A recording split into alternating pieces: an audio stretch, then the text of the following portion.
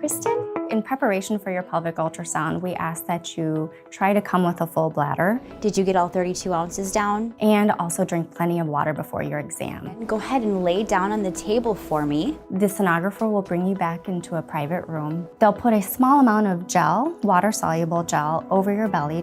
We'll use this imaging wand to look at your internal organs.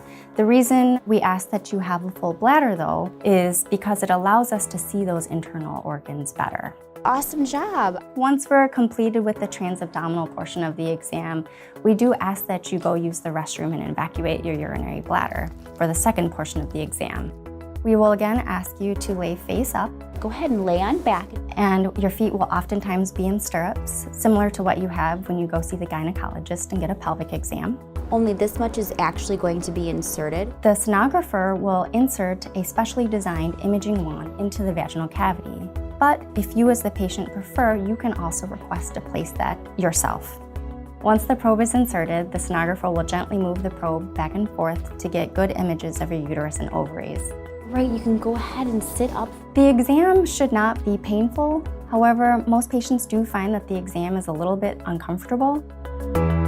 The question often comes up whether or not I have to get the transvaginal exam after the transabdominal portion. A lot of patients wonder, well, aren't the images from the transabdominal portion good enough? Actually, the two work hand in hand to provide a more definitive diagnosis. So the transvaginal portion allows us to see with much greater detail than the transabdominal portion does.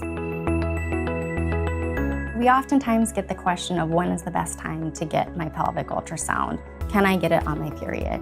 Most of the times we ask that you try to do your pelvic ultrasound at the very end of your period or the day after your period has finished. But sometimes that's a little hard to plan for. And it's okay to do a pelvic ultrasound really at any point in your cycle.